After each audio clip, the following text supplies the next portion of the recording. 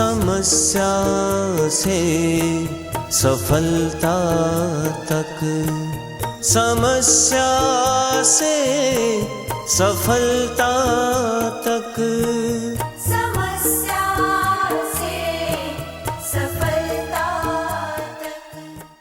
जीवन है तो समस्याएं भी हैं, और इसके लिए हम भाग्य, कर्म, ग्रह, वास्तु, तंत्र मंत्र या पुरुषार्थ को दोषी मानते हैं और इन समस्याओं से भयभीत होकर, निरुपाय, निराश, हताश होकर हम हार कर बैठ जाते हैं। जीवन की समस्याओं से निराश होने की जरूरत नहीं है।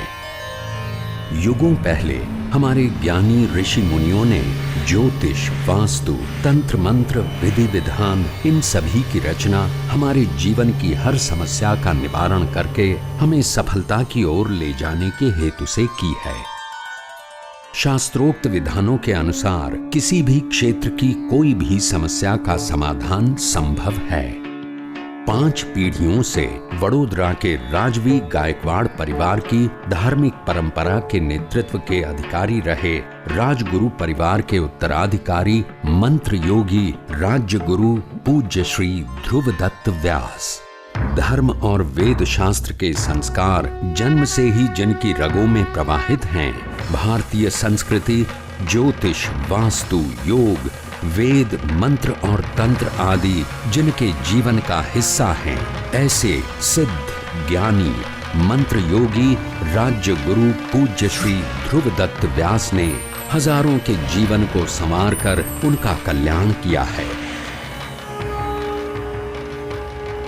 यदि मनुष्य तय करे और सद्गुरु की कृपा हो जाए तो जीवन में कुछ भी असंभव नहीं है, क्योंकि ईश्वर ने हमें जन्म के साथ वो शक्तियाँ दे दी है जिनके द्वारा हम जीवन में कुछ भी प्राप्त कर सकते हैं। ज़रूरत है अपने आप को पहचानने की। यदि आपका दृढ़ संकल्प है तो कुछ भी असंभव नहीं है, कुछ भी कठिन नहीं है। कुछ भी निर्णय आपको लेना है, आपको ही लेना है। मंत्र योगी राज्य गुरु पूज्य श्री ध्रुवदत्त व्यास के मार्गदर्शन का लाभ पाएं। किसी भी समस्या से बाहर निकलना, निपट लेना बड़ी बात नहीं है। उसमें से हम बाहर निकल सकते हैं बाहर। लेकिन कैसे निकलना, उस सबके पहले हमें समस्याओं को जानना पड़ेगा, हमारे शरीर की बॉडी को जानना पड़ेगा, हमारे अंदर की शक्तियों को जानना पड़ेगा। कई बार देखा है हमने, कई ऐसे प्रश्न हमारे बीच में आ जाते हैं, सांसारिक प्रश्न होते हैं, हम सुलझा नहीं सकते उसको।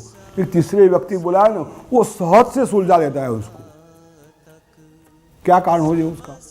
वो सुलझा सकता है, हम नहीं सुलझा सकते, क्योंकि हम डर गए हैं, हमारी शक्तियों को जानते नहीं। डर हमारी बुद्धि को बांध देता है, हम सोचना बंद कर देते हैं। दिमाग तो वही उसके पास है, वही हमारे पास है, हम सोचना बंद कर देते हैं, डर जाते हैं अब क्या होगा। उस आदमी को कोई हमारे साथ संबंध ही नहीं है, वो 2 मिनट में गुत्थी को निकाल देगा। तो वो ज्ञान उसके पास जो है ना, वो हमारे पास भी है।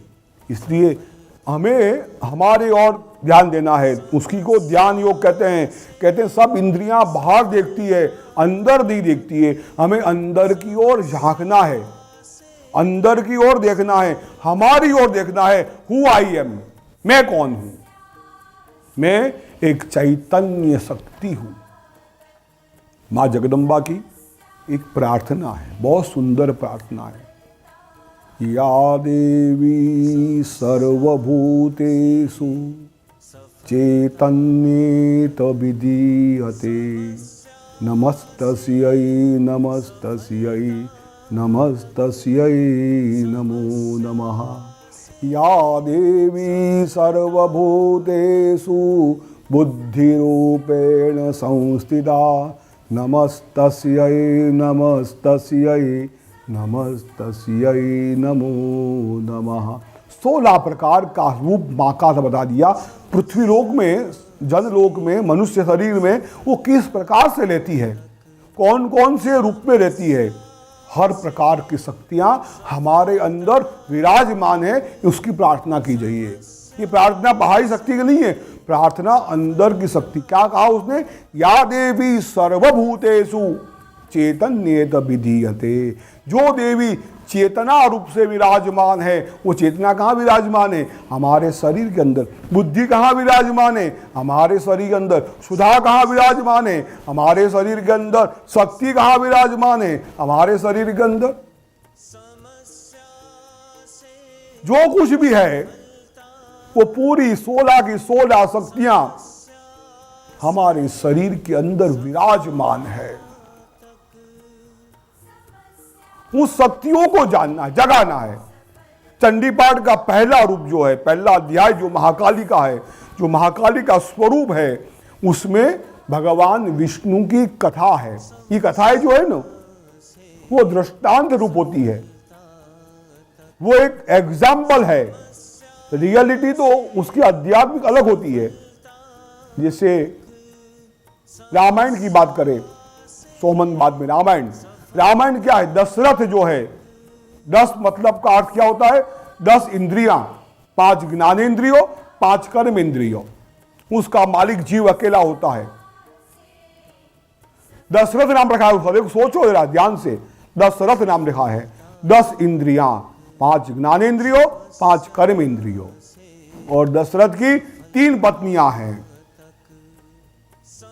4 नहीं, 2 नहीं, 3 पत्नियां हैं। दुनिया में 3 ही गुण है, सत्व, रज और तप।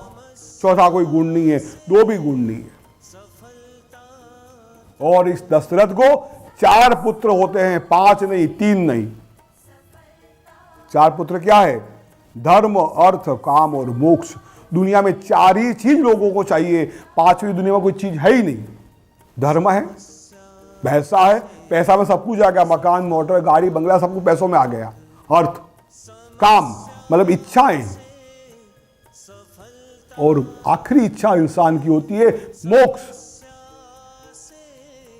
ये दशरथ जिस दिन तमोगुण के अधीन हो जाता है, तमोगुण मतलब कौन? कई तमोगुण का प्रतीक है। तमोगुण में क्या आता है?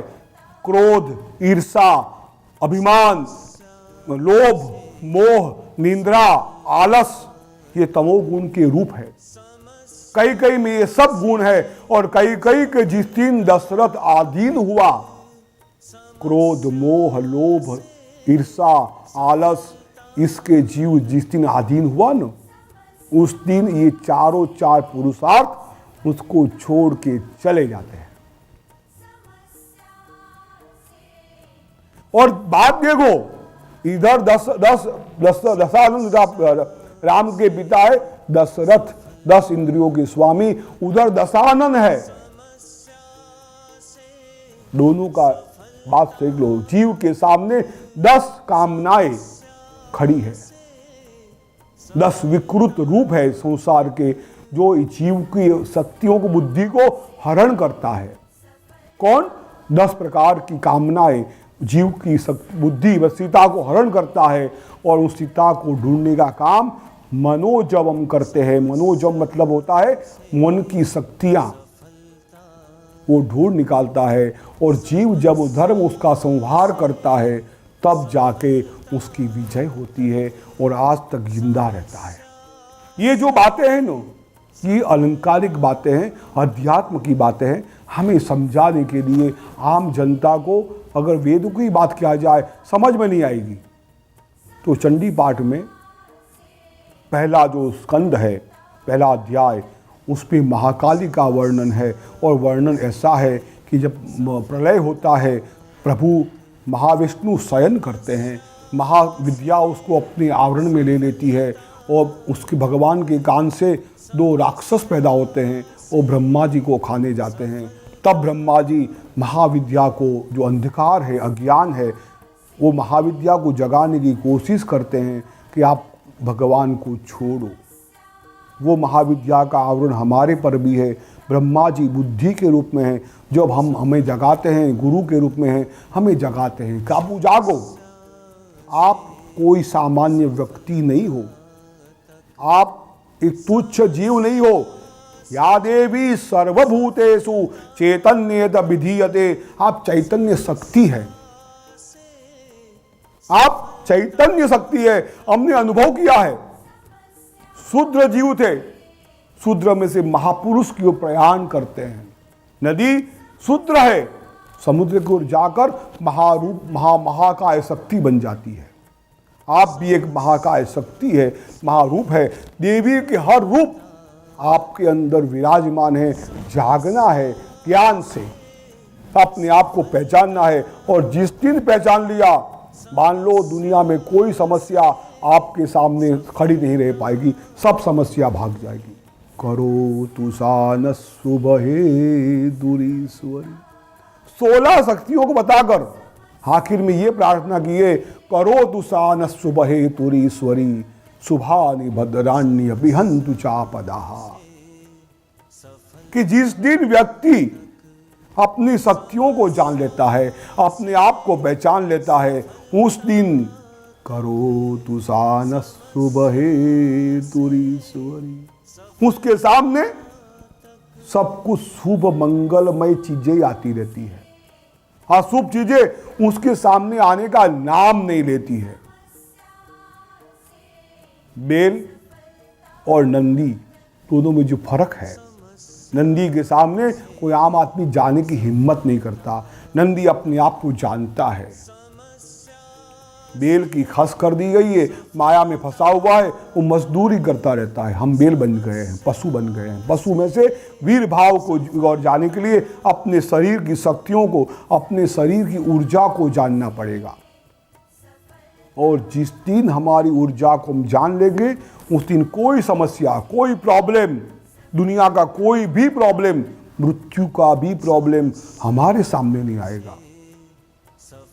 चंडी पाठ में भी यही प्रार्थना की है, क्या देवी इंद्रियाणाम अधिष्ठात्री।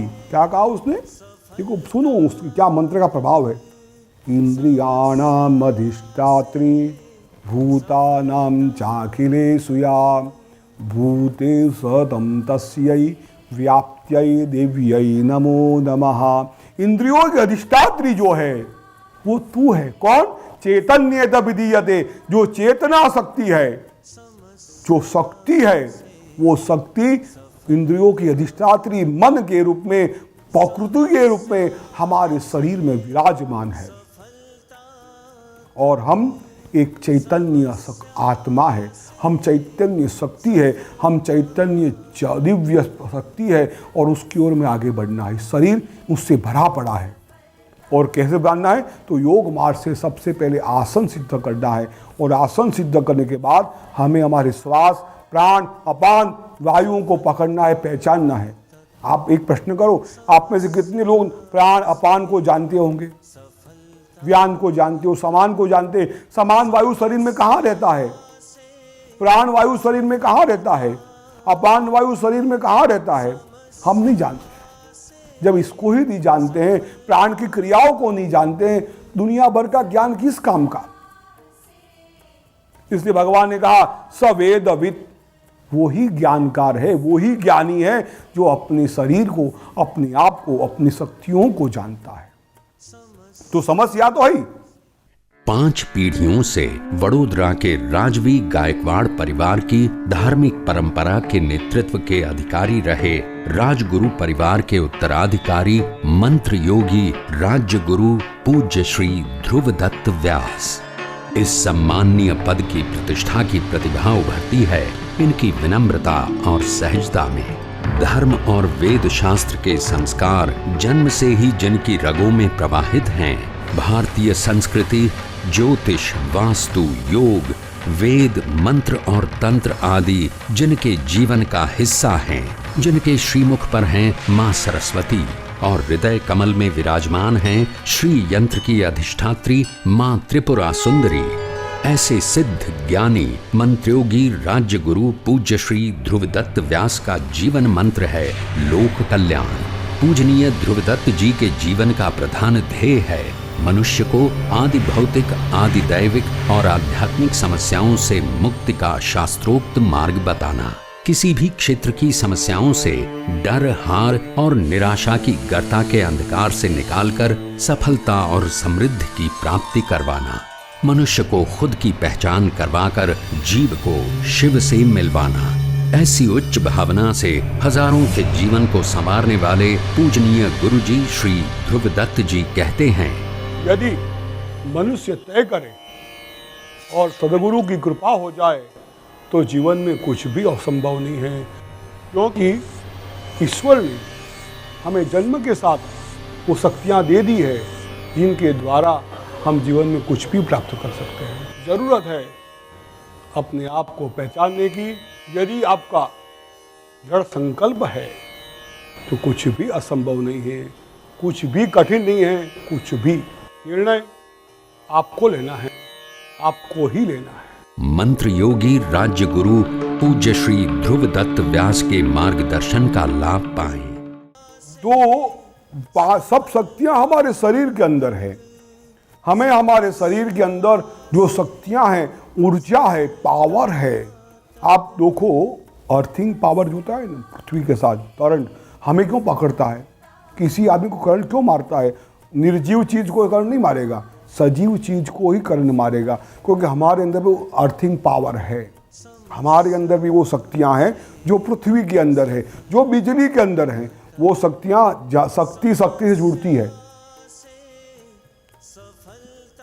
पृथ्वी के अंदर करंट, बिजली का करंट और हमारा बीच का करंट एक होके हमें करंट मारता है। यही करंट हमारे अंदर है, इसलिए एक ज्योत को ज्योति जला सकती है और कोई चीज को आप नहीं जला सकते हो। वैसे ही ये करंट हमारे अंदर है। हमें सबसे पहले आसन सिद्धि करनी है, फिर श्वासोश्वास की ओर जाना है। हमारे श्वास कैसे चलते हैं? सुबह जो है सूर्य नाड़ी चलती है। हमारा जो राइट हैंड का जो हमारा श्वास है ना, वो सुबह चलता है। देखना आप श्वास लोगे ना तो सुबह वो श्वास का होता। शाम की समय चंद्र नाड़ी चलती होगी हमारी। इस दोनों नाड़ियों को कंट्रोल करके हमें सुषुम्ना को चालू करना है। प्राणायाम से क्या होगा? ये दोनों नाड़ियां एक साथ चलेगी, जिसको सुषुम्ना कहते हैं। सुषुम्ना नाड़ी चलने से हमारा ध्यान केंद्रित होता है। एक नाड़ी चलने से ध्यान केंद्रित नहीं होता है। दोनों में से दोनों साथ में चलनी चाहिए। इसलिए शरीर के अंदर जो कफ, पित्त, वात जो है वो सबको दूर करके शरीर को साफ रखना चाहिए। हम पता है जब पूजा करते हैं ना, आचमन करते हैं। आचमन करते शरीर जैसे बाहर से साफ करते हैं ना, वैसे अंदर से साफ करना चाहिए। अंदर से भी शुद्ध होना चाहिए और मन की शुद्धि भी जरूरी है साथ साथ में, क्योंकि मन जो है वो सबसे बड़ा पावरशाली रिमोट कंट्रोल हमारे पास है। पावरशाली है। किसी भी चीज़ को दबा के देखना, करने का काम वो मन ही करता है। पूरा रिमोट कंट्रोल मन के पास है। मन को जानकर, मन को केंद्रित करके मन को अंदर की ओर ले जाना है, क्योंकि इंद्रियों को भी अंदर की ओर ले जाएगा हमारा मन। इंद्रियों के अंदर की ओर ले जाएगा। आंख बंद करनी है, लेकिन आंख बंद होते ही दुनिया दिखनी शुरू हो जाएगी। हमें याद सबसे पहले आधार चक्र में जाके आज्ञा चक्र पर जाकर हमें ध्यान करना है परमात्मा का।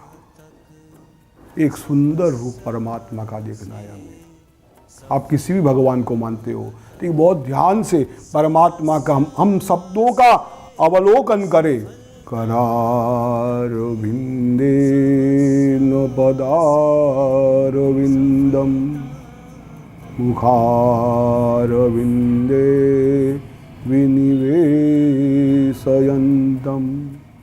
वटस्य पत्रस्य पुटे शयानं बालं मुकुन्दं मनसा स्मरामि। प्रभु बाल स्वरूप में विराजमान है, वट के पत्ते पर सोए हुए हैं। आप सोचो, 2 मिनट के लिए सोचना शुरू कर दो। सोचना, उसको धारणा कहते हैं। धारणा करना शुरू करो। परमात्मा कैसे हैं? वृंदावन का वन बज सजा हुआ है, वहाँ परमात्मा श्री कृष्ण रास लीला के लिए तैयार हुए हैं, सुंदर वस्त्र पहने हुए हैं। कस्तूरी तिलकं ललाटपटले वक्षस्थले कौस्तुभं नासाग्रे वरमौक्तिकं करतले वेणुकरे कंकणम।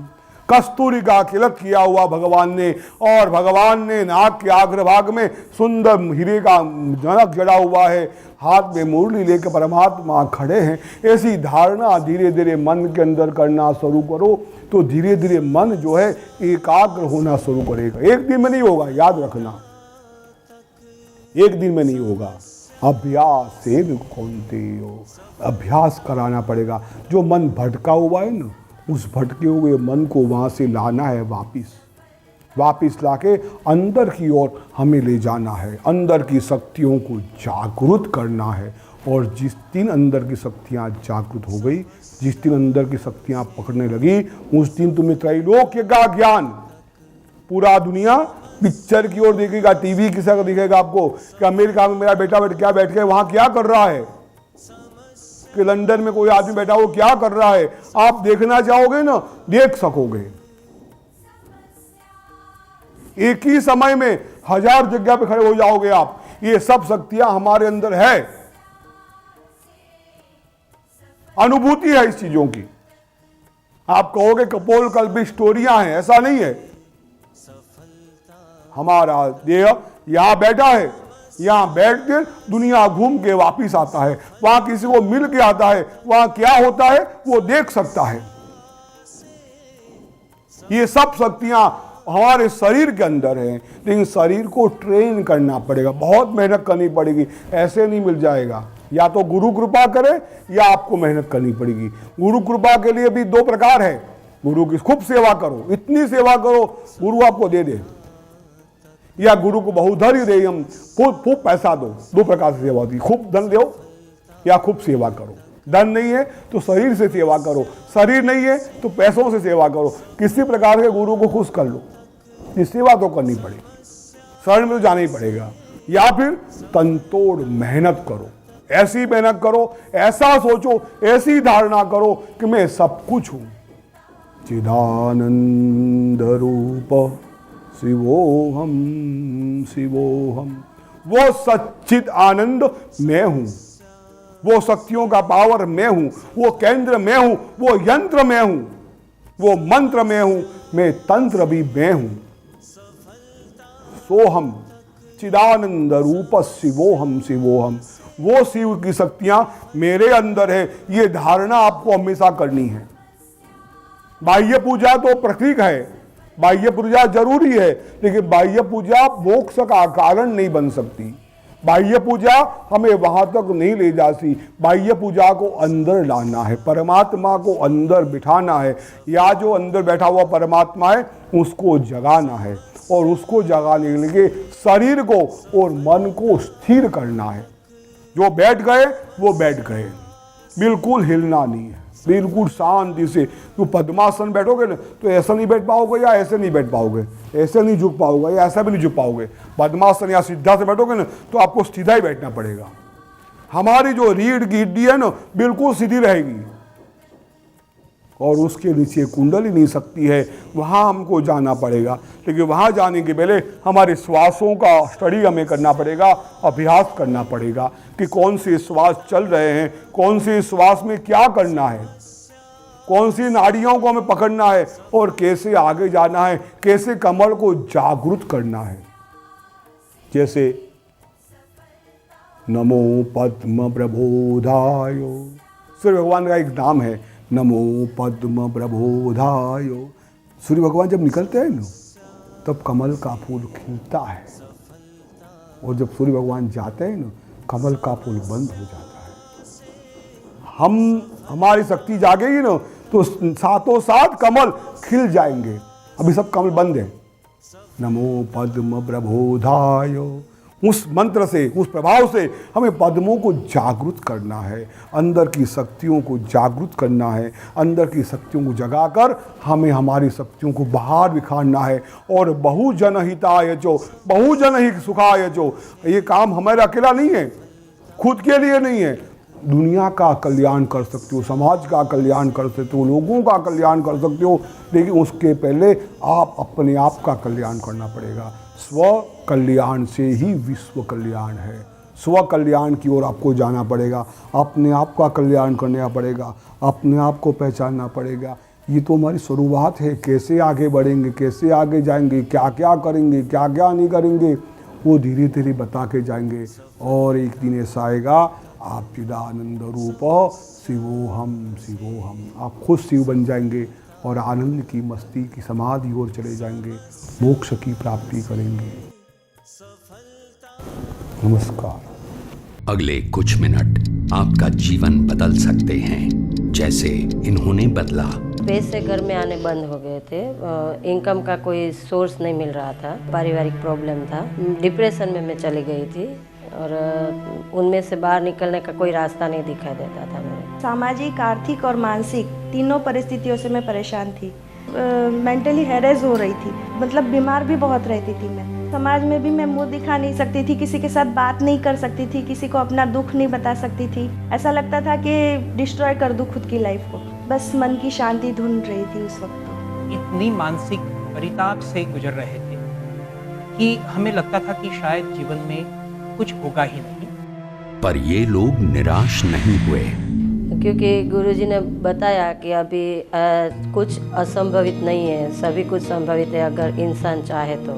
गुरुजी ने रास्ता दिखाया कि अनुष्ठान करो, जो किए अनुष्ठान किया तो अभी मैं फाइनेंशियल और पारिवारिक स्टेबल हूँ और मानसिक भी बहुत अच्छा लगता है मेरे को। 3 महीने बाद ही फर्क पता चलने लग गया था और उसी पर मेरा विश्वास अटल बनता गया। 3 महीने के बाद जो मेरी लाइफ शुरू हुई गुरुजी के बताने के बाद, वो फिर मुझे ऐसा लगा कि नहीं, जीने लायक है। गुरुजी के साथ रहते हुए मंत्र दीक्षा के बाद जो उन्होंने ज्ञान दिया, जो अंतर्दृष्टि से ज्ञान दिया, वो तो मेरे लिए बहुत ही ऊंची परिस्थिति है। मेरे पास जाइलो गाड़ी है, जो कि मेरे पास एक लूना की कंडीशन नहीं थी। मेरे पास 3 तो मकान है जो कि मैंने खुद किराए से दिए हुए। मेरे पास खुद का मकान नहीं था। मेरे जीवन में जब मिला था तब समस्याएं के सिवा कुछ नहीं था। आज की तारीख में सिर्फ सफलता ही है, समस्या कोई है नहीं। तृप्ति को और मुझे दूर करके गुरुदेव ने हमें मार्ग बताया है अध्यात्म का। हमें आनंद होता है अगर कोई प्रश्न आता है, क्योंकि प्रश्नों को एक अलग नजरिए से देखना उन्होंने सिखाया है। आप भी किसी भी क्षेत्र की समस्या का समाधान प्राप्त करके जीवन में सफलता की रोशनी ला सकते हैं। निर्णय आप ही को लेना है। 5 पीढ़ियों से वडोदरा के राजवी गायकवाड़ परिवार की धार्मिक परंपरा के नेतृत्व के अधिकारी रहे राजगुरु परिवार के उत्तराधिकारी मंत्र योगी राज्य गुरु पूज्य श्री ध्रुवदत्त व्यास। जब से परिचय में आया हूँ तब से किस तरह जिंदगी से लड़ने का, किस तरह से हर एक परिस्थिति से सामना करने का, वो सब उनसे सीखा हूँ। और उनके आशीर्वाद से मैं आज जो जगह पे हूँ वो वहाँ पे मैं बहुत खुश हूँ। जब गुरुजी ने जो मंत्र दिए थे उनसे उन्होंने वो ताकत दी थी कि तुम जो चाहोगी वो तुम्हें मिलेगा, और वो मेरा आत्मविश्वास उन्होंने ही जगाया था। उनकी ही कृपा, आशीष, जो कहे उससे ये हो गया है कि कोई प्रश्न दिखता ही नहीं।